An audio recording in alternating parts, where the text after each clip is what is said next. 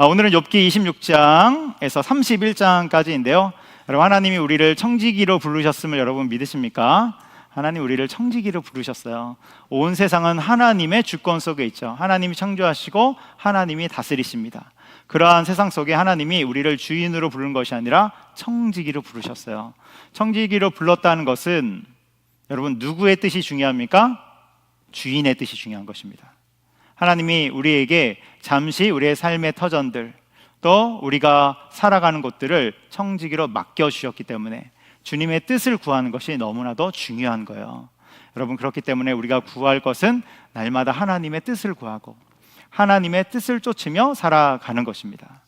하나님의 뜻을 구하고 하나님의 뜻을 쫓아 사는 삶은 내가 꽉 잡았던 손을 놓는 것과도 같기 때문에 평안한 삶으로 들어가고, 그리고 내가 잡았던 것을 더 힘주지 않아도 되기 때문에 그것은 하나님이 주시는 은혜의 삶으로 또한 들어가는 그런 인생입니다. 그리고 이 땅에서 무엇보다도 가치 있는 삶이 되는 것이죠. 여러분, 내가 주인이 아니라 하나님이 주인이시고 우리는 청지기임을 기억하시기 바랍니다. 오늘은 이제 욥기 26장에서 31장인데 세보니까 벌써 8번째 시간이더라고요. 욥기 8번째 시간입니다. 욥기를 하면서 조금 아쉬운 부분은 무엇이냐면 한 절 한 절 읽으면서 그 뜻을 살펴보고 무슨 이야기인지 살펴보면 훨씬 더 좋겠다, 그런 부분에서 좀 아쉬움이 있어요. 근데 이번에는 욥기를 저희가 처음 다루기 때문에 전체적인 것을 보려고 이렇게 많은 장씩 할애해서 쭉쭉 진도를 나가고 있죠. 그래서 욥기가 전체적으로 말씀하는 것은 무엇인가, 이것을 보고 있습니다. 이것이 지금 처음 보는 우리에게는 그것이 더 유익이 있다고 생각하기 때문에 그래요. 그래서 나중에 훗날 기회가 된다면 한 절 한 절 읽어보면서 무슨 뜻인지 무슨 의미인지 이것을 살피는 시간도 가졌으면 좋겠다, 이런 생각을 갖고 있습니다. 그래서 어느 날 욥기를 읽는 모임을 갖습니다. 이런 모임을 가져도 좋겠다. 그래서 이런 모임이 생기면 여러분 또 오셔서 함께 했으면 좋겠어요. 여러분, 우리는 지금 욥과 세 친구의 논쟁 부분에 들어와 있죠. 욥과 세 친구의 논쟁 부분 아직도 안 끝났어요. 우리 그렇게 오래 했는데 욥과 세 친구 왜 이렇게 말이 많은지 안 끝나요. 아무리 읽어도 안 끝나. 오늘이 드디어 마지막입니다. 오늘이 이제 끝나는 부분이고요. 그래서 26장에서 31장까지 보면 이것이 딱 마무리 짓는 내용인데, 여기에는 어떤 내용들이 나오는지 우리 슬라이드 한번 보여주시겠어요? 그래서 26장에서 27장까지는 욥의 마지막 항변이 나와요. 우리 세 친구들이 계속해서 이야기했던 것의 마지막 항변으로 욥이 이야기하고요. 그 다음에 28장에서는 지혜 찬가, 그래서 찬송이 나옵니다. 모든 이야기를 마무리하는 시점에서 찬양이 울려 퍼지는 것이죠. 그래서 지혜 찬가라는 찬송이 나오는데, 그래서 지혜를 찬송하는 거예요. 하나님을 찬송해야 될 것 같은데 지혜를 찬송해요. 이 부분이 좀 특이하죠. 우리가 찬양한다고 그러면 하나님을 찬양하고 예수님, 성령님을 찬양해야 되는데 지혜를 찬양해요. 왜 그런 것일까? 그것은 이제 설교 뒷부분에 나옵니다. 졸지 않고 있으면 딱 들을 수 있어요. 그럼 뒷부분으로 가면 졸 수 있기 때문에 졸지 않아야 잘 들을 수 있습니다. 그리고 마지막 29장에서 31장까지는 욥의 독백이다. 그래서 욥이 탄식하고 고난 가운데 있으니까 얼마나 힘들겠어요. 그러니까 욥이 탄식하고 그리고 기도하는 장면들이 나오는 것이 바로 29장에서 31장까지다. 그래서 31장까지 해서 이제 모든 논쟁이 끝나고 욥기의 주요 부분이, 전반부 부분이 끝나고 이제 32장부터는 후반부 부분으로 들어가게 되는 것입니다. 자, 이 중에 먼저 우리 앞부분인 26장에서 27장을 살펴볼 건데요. 여기는 세 친구와의 논쟁에서 마지막 항변이라고 그랬어요. 앞에 세 친구들이 쭉 이야기한 것을 듣고 마지막으로 이제 논쟁하는 부분이에요. 여러분, 그동안 세 친구들이 욥을 향해서 무슨 이야기를 했습니까? 정말 많은 이야기를 했지만 그들이 말하는 것은 한 가지죠. 무엇이냐면 욥, 너는 죄인이야, 이 얘기를 하고 있어요. 네가 죄를 지었기 때문에 이 엄청난 고난을 받고 있는 거야, 이런 주장을 하고 있는 것이죠. 그런데 이것을 다른 말로 하면 이 세 친구들이 욥에게 넌 지혜가 없어, 이렇게 말하는 것과 같은 거예요. 넌 지혜가 없어. 지혜가 없기 때문에 지금 고난이 왜 왔는지 그 원인도 모르고 죄로부터 왔는데 회개도 하지 않고 지혜가 없기 때문이야, 이 말을 하고 있는 거예요. 이에 대해서 욥은 뭐라고 합니까? 아니야, 니네가 지혜가 없는 거야. 그러니까 그런 엉뚱한 말을 하지. 이 고난이 죄로부터 왔다고? 야, 니네가 정말 지혜가 없는 거야. 이 이야기를 쭉 하고 있는 거예요. 그래서 욥과 이 세 친구의 논쟁을 다른 말로 하면 지혜의 논쟁이다 이렇게 이야기하기도 해요. 지혜 논쟁. 욥기부터 쭉 나오는 그 말씀들이 이제 지혜서이지 않습니까? 지혜서. 그래서 지혜 논쟁이다 이렇게 말하기도 해요. 우리 26장 3절에 보면 이렇게 나옵니다. 우리 26장 3절 같이 읽어보겠습니다. 시작. 지혜 없는 자를 참 잘도 가르치는구나. 큰 지식을 참 잘도 자랑하는구나. 이렇게 나오죠. 욥이 말하는 거예요. 새 친구들을 향해서 지혜 없는 자를 참 잘도 가르친다. 비꼬는 거죠. 야, 계속 보여주세요. 네, 말씀 보여주세요. 지혜 없는 자를 잘도 가르치는구나. 큰 지식을 참 잘도 자랑하는구나. 역시 비꼬는 거예요. 너희만 지혜롭구나. 이렇게 이야기하는 것입니다. 다음 절도 보여주세요. 4절 읽습니다. 내가 누구를 향하여 말하느냐? 누구의 정신이 내게서 나왔느냐? 여기 보면 누구의 정신이 내게서 나왔느냐? 제 정신이 아니구나 이런 뜻이에요. 제 정신이 아니다. 니네가 하는 그 지혜롭다는 말은 하나님으로부터 온 게 아니야. 어디서부터 왔는지 확인해봐라. 그거 니네 생각이지. 아니면 다른 영을 받았지. 이렇게 이야기하고 있는 거예요. 그러면서 욥이 새 친구들에게 너희가 지혜가 없어 이렇게 말하고 있는 것이죠. 여러분 진짜 지혜가 무엇입니까? 참 지혜. 성경에서 말씀하고 있는 지혜가 뭐예요? 그렇죠. 욥기 28장 28절에 나오는데 한번 읽어보도록 하겠습니다. 시작. 또 사람에게 말씀하셨도다. 보라, 주를 경외함이 지혜요 악을 떠남이 명철이니라. 아멘. 여기 나오죠. 지혜는 무엇입니까? 주님을 경외하는 것. 여러분 주님을 경외할 줄 아는 자들이 지혜 가운데 있는 거예요. 그래서 그 유명한 잠언 9장 10절에도 이렇게 나오죠. 잠언 9장 10절 읽습니다. 여호와를 경외하는 것이 지혜의 근본이요 거룩하신 자를 아는 것이 명철이니라. 아멘. 그래서 지혜는 여호와를 경외하는 것이다. 그것을 다른 말로 하면 하나님을 아는 것. 하나님을 아는 자가 지혜로운 자이고, 그리고 하나님을 경외하는 자가 참 지혜 가운데 거하는 자들이 되는 것이죠. 여러분 욥이 지금 고난을 받는 이유가 있어요. 욥이 고난을 받는 이유. 그는 사업도 다 망했고요, 자녀도 다 죽어버렸어요. 얼마나 비참한 인생이에요. 그것만으로도 비참한데 자기 몸은 불치병에 걸려서 어떻게 몸을 가눌 수가 없는 거예요. 제대로 잠이나 자겠습니까? 정말로 너무나도 엄청난 극단적인 고난 가운데 들어갔죠. 절대적인 고난, 이거 완전 절대적인 고난이에요. 절대적인 고난까지 들어갔단 말이에요. 그래서 왜 이런 고난이 왔을까? 다른 말로 하면 하나님은 왜 이렇게까지 하셨을까?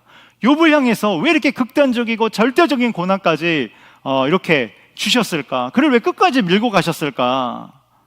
여러분 욥은 그 이유를 다 알지 못해요. 왜 하나님이 나에게 이렇게까지 하셨을까? 그런데 우리는 알아요. 욥이 왜 여기까지 갔는지. 그 이유가 무엇이냐면 하나님은 욥이라는 일종의 선지자를 택하셔서 그를 불러서 그의 고난을 통해 우리 많은 사람들에게 주님이 주시고자 하는 메시지가 있기 때문이에요. 그를 통해서 하시려는 일이 있기 때문에 욥에게 그 일을 하신 것이죠. 욥이라는 특별한 사람을 부르셔서. 여러분 하나님이 주시고자 하는 메시지, 그 교훈은 무엇입니까? 그 교훈은 하나님의 주권과 통치예요. 하나님의 주권과 통치. 여러분 세상은 무엇을 말합니까? 인과론을 이야기하죠. 인과응보. 내가 이만큼 했기 때문에 이만큼의 결과를 가져가는 거야. 야, 네가 열심히 안 했기 때문에 그만큼의 결과를 못 가져가는 거야. 모든 것을 나의 노력, 나의 의, 인과응보에 다 초점을 맞춰서 가져간단 말이에요. 근데 하나님은 무엇을 말씀하세요? 그것이 아니다. 이 세상은 하나님의 주권과 통치 아래 있다. 할렐루야. 하나님의 다스림 안에 있다. 이것을 욥을 통해서 알려주시는 거예요. 그러니까 욥의 세 친구와 욥을 딱 놓고 보면 이 욥의 세 친구는 인과론이라는 세상의 세계관을 계속해서 들고 나오는 거예요. 이 세계관 속에서 우리는 살아가는 거야. 이에 반해 욥은 항변하는 것이죠. 그런 것이 아니다. 내가 지금 고난 속에서 잘 모르겠지만 그런 것은 아니야. 그런데 이 모든 것을 통해서 우리는 중요한 교훈을 얻게 되죠. 이 세상은 인과론이 아니라 하나님의 주권과 통치 아래 있구나.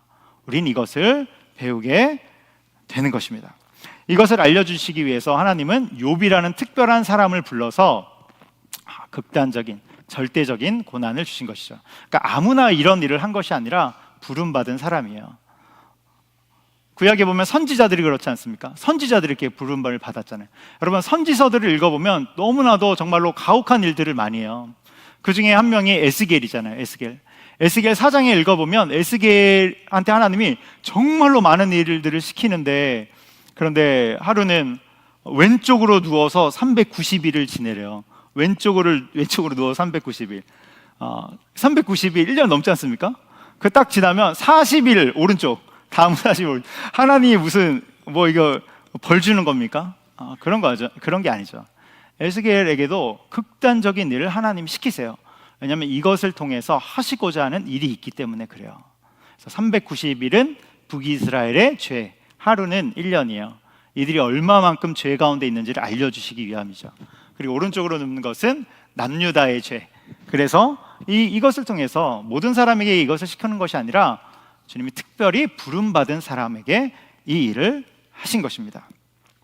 그래서 욥도 마찬가지죠. 욥도 그런 하나님의 놀라운 교훈과 메시지를 선포하기 위해서 쓰임을 받고 있는 거예요. 그러니까 욥의 고난을 따져보면, 여러분, 우리 인간에게 오는 고난의 이유가 5가지 혹은 6가지가 있다고 했어요. 5가지 혹은 6가지. 우리 지금쯤에 다 이제 외웠을 것 같아요. 이 중에 그렇다면 욥이 받는 고난의 이유가 무엇일까? 우리 슬라이드 한번 보여주세요. 여기 보면 이제 고난의 이유가 6가지가 나오죠. 우리 한번 읽어보겠습니다. 제가 1 하면 읽는 거예요. 1. 죄로 인한 고난. 2. 인간의 악함. 3. 하나님의 연단. 4. 제자도 진리를 따라 살려고 할 때. 5. 알 수 없는 고난. 해석 불가. 6. 하나님의 영 돌리기 위함. 그래서 고난의 이유는 죄로 인해서도 받을 수 있고, 인간의 악함이 서로를 찌르기도 하고, 하나님이 내 믿음을 성숙시키기 위해서 연단으로 주시기도 하고, 우리가 제자도 주님의 제자로 살아가려고 할 때 그때 오는 고난도 있고, 알 수 없는 고난, 또 하나님께 영광을 돌리기 위한 고난이죠. 여러분, 이 중에 욥은 몇 번일 것 같아요? 1, 2, 3, 4, 5, 6 중에 하나 찍으면 돼요. 6번, 그렇죠? 6번 가장 먼저 나왔습니다. 6번이죠. 하나님께 영광을 돌리기 위함이에요. 그의 고난을 하나님이 쓰시는 것이죠. 그의 고난을 사용하셔서 하나님이 메시지를 주시고, 그것을 통해서 하나님이 영광을 받으시는 거예요. 그래서 그의 고난이 영광의 도구가 되도록 한 것이죠. 그런데 여러분, 이 지점에서 우리가 알아야 될 것이 있는데, 그게 뭐냐면 욥의 고난은 하나님이 쓰시는 고난이에요. 하나님께 영광을 돌리기 위한 고난이란 말이에요. 이것은 욥기가 다 매듭지어진 이후에 나중에 딱 보니까 해석이 되는 것이고, 당장 욥은 자기에게 고난이 왔는지, 이 고난이 왜 왔는지 알 수 있어요? 없어요? 없다는 거예요. 욥은 몰라요. 왜 이 고난이 왔는지. 새 친구들이 계속해서 뭐라고 하는데 그건 아닌 것 같아요. 그건 아니에요. 그래서 그건 아니야 라고 말하는데 왜 이 고난이 왔는지 정확하게 알지는 못하는 거예요. 이제 이후에 하나님의 말씀이 38장부터 나오는데, 거기에서도 하나님은 해석을 주시지 않아요. 놀랍죠. 우리 같으면 하나님 빨리 해석을 주세요, 알려주세요, 그럴 것 같은데, 그리고 제가 하나님이면 빨리 말했을 것 같아요. 알고 있으면 빨리 말하고 싶잖아요. 알려주고 싶고. 근데 하나님 끝까지 말씀 안 하세요. 놀라운 일이죠. 그래서 욥은 아무것도 모른 채 욥기가 끝납니다. 그래서 욥의 입장에서 보면, 우리 아까 6가지 고난 중에 욥의 입장에서는 이 고난이 어떤 고난이냐면 5번, 알 수 없는 고난이에요. 해석 불가. 알 수가 없어요. 이유를 알 수가 없는 거예요. 해석이 안 되는 거예요. 여러분, 여기 6가지가 나오는데 우리가 이 중에 꼭 눈여겨봐야 할 부분이 2번과 5번이에요. 2번과 5번. 우리가 고통을 받고 시련을 겪는 이유 중에는 인간의 악함, 인간의 죄성이 서로를 찌르는 부분들이 반드시 있고, 또 하나는 알 수 없는 고난도 있다는 거예요. 왜 2번과 5번을 눈여겨봐야 하냐면, 다른 부분들은 우리가 그래도 잘 알아요. 많이 교회에서 듣고, 그리고 이것을 보는 눈들이 많이 열려 있어요. 그러나 2번과 5번에 대해서는 우리가 잊을 때가 많고, 그런데 의외로 이 2번과 5번으로 인한 고난이 꽤 많다는 거예요. 그래서 우리는 이 부분을 눈여겨봐야 되는 것이죠. 여러분, 지혜가 무엇입니까? 이런 것을 아는 것이 지혜예요. 이런 것을 아는 것. 이런 것을 어떻게 알 수 있습니까? 하나님을 경외하는 자들이 알 수 있는 것입니다. 하나님을 경외하는 자들이, 이거 영적인 지혜잖아요. 그 영적인 지혜를 깨달아 가게 되는 거예요. 그래서 욥의 입장에서는 해석 불가인 고난이 온 것이죠. 근데 주변에서 뭐라고 그래요? 새 친구들은 뭐라고 그래요? 너 죄 때문이야. 가서 빨리 회개해. 그러니까 대화가 안 되는 거예요. 상처만 되는 거죠. 여러분, 한 청년이 있었어요. 이 청년이 초등학교 시절에 이제 부모님을 잃게 됩니다. 부모님이 이제 죽은 것이죠. 부모님이 이제 세상을 떠났는데 이유는 교통사고로 세상을 떠났어요. 차를 몰고 가다가 상대편 과실로 인해서 부모님이 두 분이 그 자리에서 모두 생을 마감하게 된 것이죠. 너무 안타까운 상황이 펼쳐졌어요. 근데 이 부모님은 누구냐면 교회의 집사님, 권사님으로서 충성을 다하시던 분이에요. 신실한 그리스도인이란 말이에요. 교회의 일꾼이고, 그런데 갑자기 이런 일이 벌어져서 교회가 큰 충격에 빠집니다. 교회만 충격에 빠지는 것이 아니라 누가 가장 충격을 받겠어요? 이 자녀, 당시 초등학생이었던 이 자녀가, 이 청년이 큰 충격을 받게 되는 것이죠. 이 청년은 그래서 어렸을 때부터 할머니 손에 자라난단 말이에요. 그런데 삶을 쭉 살아가는데 도무지 이해가 안 되는 거예요. 아니, 왜 우리 집에 이런 일이 일어났을까? 왜 우리 부모님은 빨리 돌아가셨을까? 아니, 하나님은 왜 그것을 막아주지 않으셨을까? 왜 그것을 피할 길을 주지 않으셨을까? 늘 이해가 되지 않는 거예요. 여러분, 부모님이 어떤 부모님입니까? 교회에 있어서도 열심히 하나님 앞에 충성하고 봉사하던 그 부모님이고, 누구보다도 힘을 다하던 그런 분들인데 아무리 생각해도 이해가 안 되는 것이죠. 그런데 우리 인간은 이해가 안 되면 자동적으로 어디로 간다고 그랬어요? 우리 많이 해봐서 알잖아요. 그렇죠? 이해가 안 되면 뭐 하기 시작해요? 원망하기 시작하죠. 하나님, 이게 말이 됩니까? 이해가 안 되는데 하나님 살아계신 거 맞습니까? 우리 산성의 성도님들은 살아계신 건 맞습니까? 여기까지는 안 가지만, 하나님 이해가 안 됩니다. 원망으로 가죠. 이럴 때는 우리 주변에 도움이 필요하고 주변에 안아줌이 필요하는데, 교회에 오면 어떤 말들이 들려요? 야, 죄 때문이다. 죄 때문에 빨리 죽은 거야. 숨은 뭔가가 있을 거야. 하나님이 심판하신 거야. 여러분, 정말 악한 말이죠. 이런 말은 악한 말이에요. 그러니까 이 초등학생이 가슴에 정말 비수가 박히고 교회를 제대로 다닐 수가 없는 것입니다. 여러분, 이 부모의 죽음의 원인이 무엇입니까?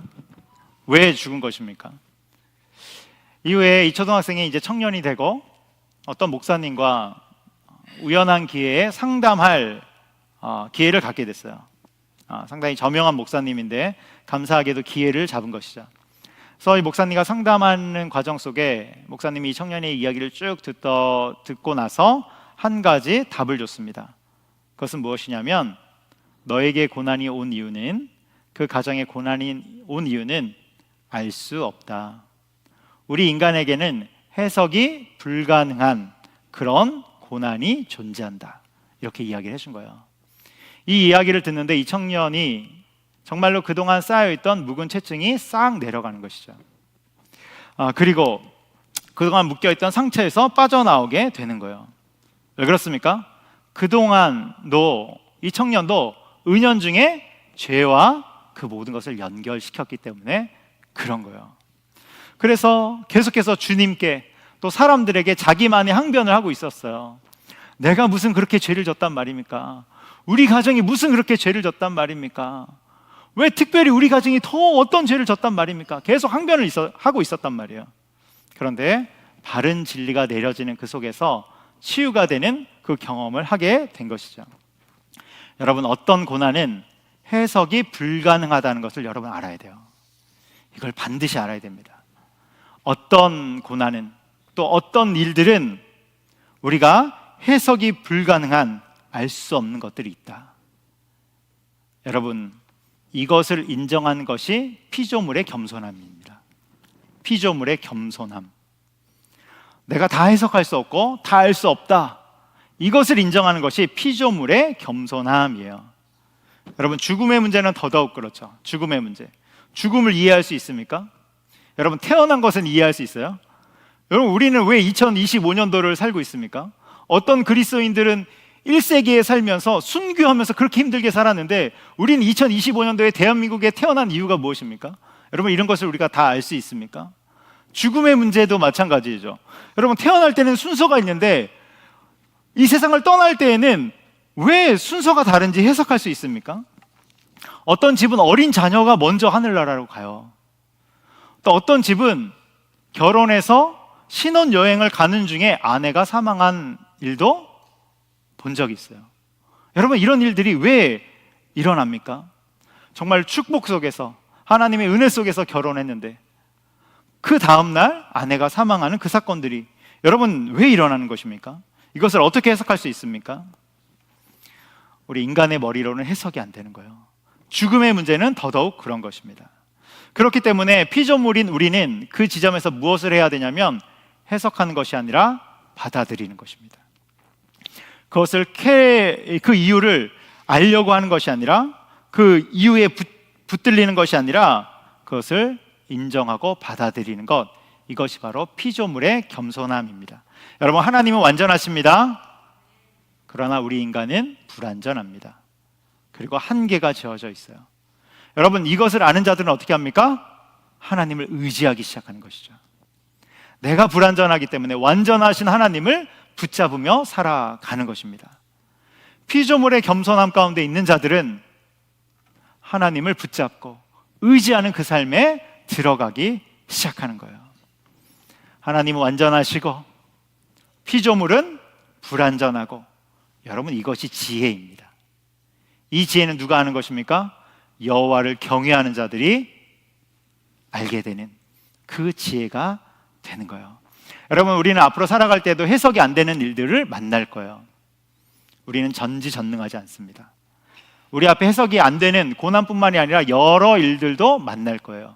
여러분, 그때 우리가 해야 되는 것은 무엇입니까? 첫 번째는 더 겸손하게 하나님을 경외하는 것입니다. 그리고 두 번째는 해석이 안 되는 그 시간은 이유를 찾아 헤매는 시간이 아니라 견디며 하나님을 신뢰하는 시간입니다. 여러분, 이것을 기억하시기 바라요. 우리는 이 지점에서 두 가지 적용점을 가져갈 수 있어요. 두 가지 적용점. 첫 번째는 지금까지 말씀드린 것처럼 충분히 이유를 찾아 헤맸음에도 불구하고 해석이 안 되는 것들, 충분히 원인을 찾아 헤맸음에도 불구하고 해석이 안 되는 것들, 그때 원망이나 불평으로 가지 않고 지금까지 나눴던 것처럼 첫 번째, 하나님을 경외하는 시간으로 삼고, 두 번째, 견디며 주님을 신뢰하는 시간으로 갖는다. 이것이 바로 첫 번째 적용점이에요. 그래서 여러분, 그때는 뭐 하는 시간입니까? 더 많이 기도하시기 바라요. 더 많이 말씀 가운데 나오시기 바라요. 더 많이 예배하시기 바랍니다. 우리 로마서 8장 28절 같이 한번 읽어보도록 하겠습니다. 시작. 우리가 알거니와 하나님을 사랑하는 자, 곧 그의 뜻대로 부르심을 입은 자들에게는 모든 것이 합력하여 선을 이루느니라. 아멘. 이 구절은 더 해설하지 않아도 우리가 너무나도 잘 아는 구절입니다. 하나님의 뜻이 이루어질 때까지 여러분 신뢰함으로 나가기 바랍니다. 우리 옆 사람에게 그렇게 한번 고백해 주십시다. 더 기도합시다. 더 말씀 봅시다. 더 예배합시다. 아멘. 그래서 첫 번째 적용점은 이거죠. 두 번째 적용점은 타인에게 가는 거예요. 타인에게 가는 거. 여러분, 우리가 타인에 대해서 그 고난을 해석해 줄 때는 굉장히 조심해야 하는 것입니다. 왜냐하면 잘못하면 우리가 주님의 위치에 서 있을 수 있기 때문에 그래요. 우리는 판결하는 자, 결론을 내리는 자가 아니라 뭐 하는 사람입니까? 위로해주고 같이 기도해주는 사람이에요. 여러분, 이 포지션을 읽으면 안 됩니다. 물론 때때로 진리를 알려줘야 될 때가 있어요. 내가 가르쳐줘야 될 때가 있어요. 그러나 기본적으로 우리는 가장 먼저 위로하고 기도하는 자임을 여러분 기억하시기 바랍니다. 그래서 타인에게 적용할 때 꼭 알아야 할 것은 함부로 해석하지 않는 것입니다. 여러분, 이것이 중요해요. 함부로 해석하지 않는다. 함부로 해석하지 않는다. 새 친구들은 뭐 하고 있습니까? 자신의 경험으로, 자신이 지금까지 살아왔던 종교적인 경험으로 해석하고 있죠. 그래서 욥에게 네가 죄인이야, 빨리 회개해야 해. 여러분, 이것은 교만한 것입니다. 교만한 거예요. 이것은 하나님을 경외하는 것이 아니라 내가 하나님 자리에 앉아버리는 매우 교만한 것입니다. 그래서 해석이 안 되는 고난이 있음을 명심하고 그때 우리가 해야 할 일은 함부로 해석하지 않고 해석자가 아니라 위로자로 있는 것입니다.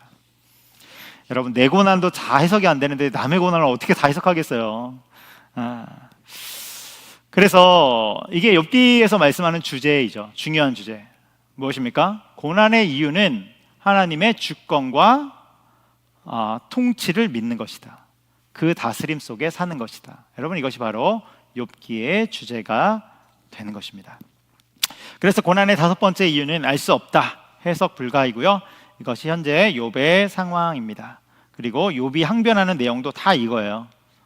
알 수 없다, 알 수 없다, 이것을 항변하는 것입니다. 이렇게 정리하면 되고요. 그래서 26장과 27장에는 욥의 항변이 나오고 이제 28장에 지혜 찬가가 나와요. 지혜 찬가라는 찬송이 나오죠. 이제 항변을 마무리하면서 찬송이 이제 삽입되어 있다, 이렇게 생각하시면 돼요. 지혜 찬가는 당연하게도 시입니다. 시, 이제 아름다운 시이고요. 이제 우리나라 이제 성경 우리나라 말로 이제 해석될 때는 그런 부분들이 많이 이렇게 잘 완벽하게 살렸다고 볼 수는 없지만, 그런데 이제 이 부분은 시이고 아름다운 시입니다. 그래서 지혜를 노래하는데요. 여러분, 하나님을 노래해야 될 것 같은데 지혜를 노래해요. 왜 하나님을 노래하지 않고 지혜를 노래할까? 주님을 찬송해야 되는데 왜 지혜를 찬송하고 있을까? 이것을 말씀드리기 전에 먼저 28장의 구절을 보면 전반부인 1장에서 19절까지는 지혜가 가장 귀하다, 지혜가 가장 가치 있다, 이것을 노래해요. 지혜가 가장 귀해. 그리고 후반부인 20절에서 28절까지는 그러한 지혜는 오직 하나님 안에서 발견된다, 이것을 노래해요. 그러한 지혜, 가장 그 귀한 지혜는 하나님 안에서 발견되는 거야, 이것을 노래하고 있는 거예요. 28장에서는 12절과 13절을 한번 읽어보도록 하겠습니다. 우리 28장 12절과 13절 있습니다. 그러나 지혜는 어디서 얻으며 명철이 있는 곳은 어디인고 그 길을 사람이 알지 못하나니 사람 사는 땅에서는 찾을 수 없구나. 아멘. 여기 보면 12절이죠. 그러나 지혜는 어디서 얻으며 명철이 있는 곳은 어디인고, 이것은 후렴구예요. 후렴구. 그래서 20절에도 똑같이 나옵니다. 20절에도 보면 똑같이 반복되는 것을 알 수 있습니다. 그래서 지혜는 가장 귀하고 사람이 스스로 찾을 수도 없다, 이렇게 말해요. 그것은 이제 영적인 지혜로 볼 수 있죠. 영적인 지혜. 그런데 이것보다 더 중요한 게 있어요. 더 중요한 거.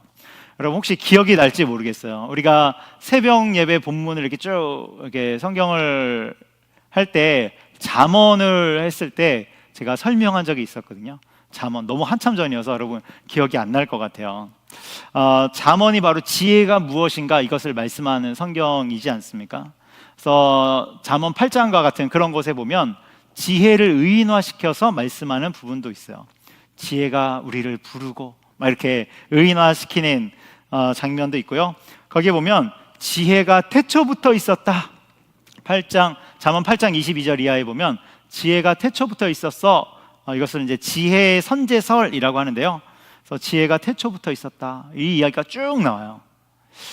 이것을 보면 굉장히 난해합니다. 이게 무슨 말인지도 잘 모르겠고 뭘 뜻하는지도 잘 모르겠고 어려운 말씀이죠. 그런데 이것을 쉽게 읽을 수 있는 키가 있어요.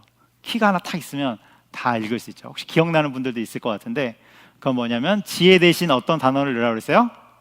예수님. 예수님을 넣으면 다 풀려요. 지혜가 우리를 부르고 예수님이 우리를 부르신 것이죠. 지혜가 태초부터 있었고 예수님이 태초부터 계셨다는 것이죠.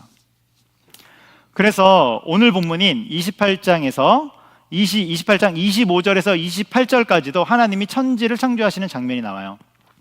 28장 25절에서 28절까지 하나님이 천지를 창조하시는 장면이 나오는데, 거기도 그냥 창조하는 게 아니라 하나님의 지혜를 통해서 천지를 창조하고 있어요. 그 중에 하나인 28장 27절을 한번 읽어보도록 하겠습니다. 하나님이 지혜를 통해서, 그냥 창조하는 것이 아니라 지혜를 통해서 창조하는데요. 28장 27절 제가 읽을게요. 그때 그가, 하나님이 보시고, 앞에 생략되어 있어요. 지혜를 보시고, 이렇게 나와야 돼요. 또 지혜를 선포하시며 지혜를 굳게 세우며 지혜를 탐구하셨고, 이렇게 지혜가 생략되어 있어요. 그래서 하나님이 지혜를 통해서 세상을 창조하셨다는 거예요. 그리고 이 지혜는 무엇입니까? 말씀이신 우리 구주 예수 그리스도, 예수님을 뜻하는 것이죠. 우리 아까 찬양도 했었는데, 내 안에 가장 귀한 것 예수를 알미라. 내 안에 가장 귀한 것, 같은 것이죠. 같은 것입니다. 그래서 지혜의 창가는 지혜의 근본이신 하나님을 찬송하는 것이고, 지혜의 말씀이신 예수님을 찬송하는 거예요. 그래서 구약 말씀에도 계속해서 예수님의 이야기가 나오는 것을 우리가 볼 수 있죠. 요한복음 14장 6절에 보면 이렇게 나옵니다. 요한복음 14장 6절 같이 읽습니다. 시작. 예수께서 이르시되 내가 곧 길이요 진리요 생명이니 나로 말미암지 않고는 아버지께로 올 자가 없느니라. 아멘. 여러분, 예수님은 지혜의 말씀이 되시고 이 땅에 오신 하나님의 본체이시고 또 아버지께로, 우리 하나님께로 나아갈 길과 통로가 되시는 것이죠. 뿐만 아니라 예수님은 어떻습니까? 우리가 이 땅을 살아갈 때도 우리 삶을 인도해 주시는, 올바른 곳으로 인도해 주시는 분이죠. 그래서 복음서에서도 보면 길을 잃은 수많은 사람들이 나오잖아요. 길을 잃은 수많은 사람들, 그들이 예수님 안에서 길을 발견하죠. 여러분, 길을 잃은 분들 있습니까? 그 길은 예수님 안에서 발견하는 것입니다. 말씀이신 예수님 안에서 길을 발견하는 거예요. 그래서 12해 동안 혈루증을 앓던 여인, 그리고 수많은 병자들, 사마리아 여인, 또 누가 있습니까? 나사로가 죽었을 때 그 누이들, 마리아와 마르다, 다 예수님 안에서, 그 절망적인 상황 속에서도 예수님 안에서 길을 발견하게 되는 것이죠. 여러분 가운데 어떤 문제들이 있습니까? 어떤 장벽 앞에 서 있습니까? 예수님이 우리의 길이 되는 줄 믿으시기 바랍니다. 진리가 되고 생명이 되는 줄 믿으시기 바랍니다. 예수님이 우리를 그 모든 것에서 인도해 주시는 것이죠. 그리고 29장에서 31장까지는 욥의 독백입니다. 욥의 독백. 여기에는 탄식과 기도가 나와 있어요. 탄식과 기도들. 그래서 29장에는 뭐가 나오냐면 과거에 대한 회상이에요. 과거에 대한 회상. 그래서 29장을 읽어보면 반복되는 이제 말이 있는데, 그것은 이제 그때는이에요. 그때는 29장 3절에도 나오죠. 그때는, 또 5절에도 나와요. 그때는, 7절에도 그때는 과거에 대한 회상을 하고 있어요. 또 30장에는 현재의 처지예요. 현재의 처지. 그래서 30장 1절에 보면 이제는 이렇게 나와요. 그래서 30장을 읽어보면 이제는 이런 말들이 쭉 나오죠. 30장 9절에도 나오고 16절에 나오고 이제는 이런 말들이 반복적으로 나와요. 그런데 욥의 현재 처지가 굉장히 비관적이잖아요. 그러니까 탄식과 그 속에서 기도들이 나오는 것이죠. 그리고 31장에는 마지막으로 무죄를 항변하는 내용입니다. 무죄를 항변하는 내용. 이렇게 정리하면 되겠습니다. 말씀의 결론을 맺을게요. 여러분, 지혜의 찬가, 지혜의 찬송을 보면서 우리도 주님을 찬양하기 원합니다. 여러분, 특별히 삶에서 어떤 것들이 딱 매듭되어지는 순간, 그 순간은 뭐 하는 시간이에요? 찬양하는 순간이에요. 우리 한 주간을 딱 마무리하면서 금요일에 뭐 하는 시간입니까? 하나님을 찬양하는 시간이에요. 그래서 매듭지어지는 그 순간에 찬양하고, 또 순간순간 찬양하고, 그래서 우리의 삶에 찬송의 자리가 있도록 하는 것입니다. 찬양의 공간이 있도록 하는 거예요. 그래서 주님을 찬양하는 것이 바로 하나님을 경외하는 자들이 해야 될 일들입니다. 여러분, 지혜이신 주님을 찬양하시기 바랍니다. 우리를 지혜를 가운데 인도하시는 주님을 찬양하시기 바랍니다. 길과 진리와 생명 되신 우리 주님을 찬양하는 우리가 되기를 주님의 이름으로 축복합니다. 우리 시간 같이 찬양할게요.